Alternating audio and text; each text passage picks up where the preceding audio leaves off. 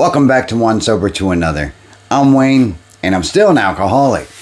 You ever wondered how many things you can remember when you were drinking or using, and who you hurt, what you did, and what the outcome was, and how you can make it a little bit gooder? What about all the things you can't remember?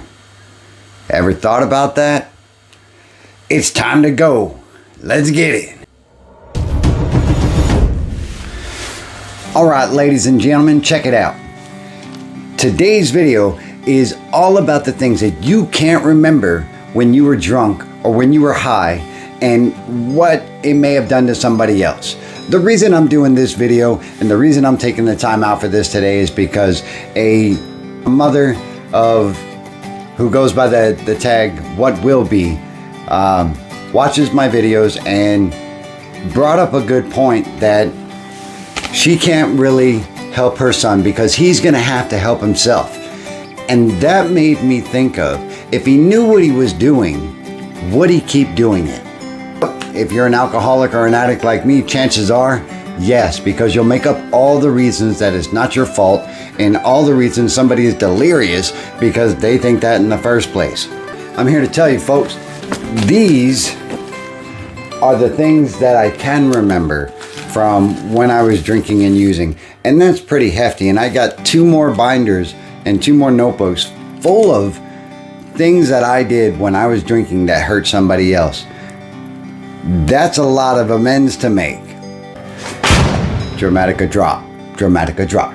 But what about all the things that I can't remember? What about all the random looks I get in certain places that I still go today? And you could see it in somebody's face when you know that you've wronged them or they know something's fishy, kind of staring at you like, wonder what this dude wants this time. Or, how the hell are you showing your face in here? All those kinds of things. Because I can list out all the things that I did based off of what I know. I don't know a whole lot. The reason is I was drunk for 23 years and there's no freaking way that I'm going to be able to remember everything that I did. Once in a while, I get a friendly reminder of all the things that I did to 1 or 2 people who listed out in a very long, dramatic way that I jacked up their life based off of what I did to them when I was drinking. And it hurts sometimes because I can't remember those things. Now, why am I telling you this? You know, I would list it out, but that's not what this video is about. This video is about a young man who's in trouble, you know, drinking like an alcoholic drinks. And I can't label him an alcoholic. I don't know what the true situation is, but I got a little glimpse into it, you know, based off of what his mother is saying. And she's very concerned, and so is his father, about his drinking. Now, the truth of an alcoholic is, or an addict is, nobody is going to stop you in your tracks. Nobody's going to stop me from drinking the way I want to drink. I'll find every single way to make that happen. And if you're an addict, you know just as well, you will use regardless of the consequence and regardless of who you crush along the way, because you got to get your fix or you're going to get sick. That is kind of the case. And, you know, the reason I think about that is because if the person knew sincerely how they are affecting somebody through their selfish behavior and their addiction, be it alcohol or drugs or whatever, then perhaps that might turn that thought process around a little bit. But nobody is going to make him stop or make me, this alcoholic, stop drinking, you know, unless I want to. And unfortunately, the way that happens is in the form of a dramatic crash or dramatic rock bottom. And some people get a soft bottom, so it's called, I think, soft bottom. Hopefully, it doesn't get to the point where it's a dramatic, life-destroying and life-altering rock bottom for that young man. And I really came to the thought of, you know, if I could remember everything that I did and all the people that I touched negatively or positively in my active alcoholism, would that make things better or would that make things worse? I don't know. You get those random texts or you get a random F off, you know that you did something along the way that, disrupted this person's life. That's just food for thought.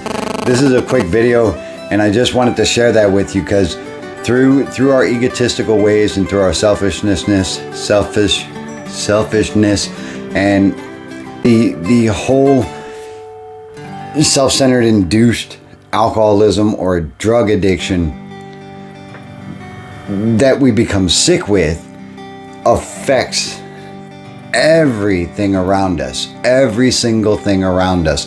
And the greatest thing about sobriety, man, and I'm here to tell you, and I'm talking to what will be son, is that, and all of you out there too, if you only knew that in sobriety, you only have to control yourself and not everything else around you, you will affect people in a positive way. And not only that, you will be able to see things in a more positive light and be able to have a better perspective on your way in life and be able to find joy and happiness without having to sacrifice with alcohol and drugs in order to get that one feeling that makes you nice, that one thing that numbs it to a point where it's tolerable.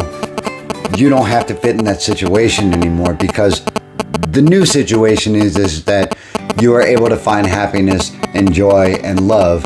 And for me, I found happiness, joy, and love, and I found an ability to actually be in the present to where I am right now without the need for alcohol or anything else, regardless if it's a bad circumstance or if it's a good one.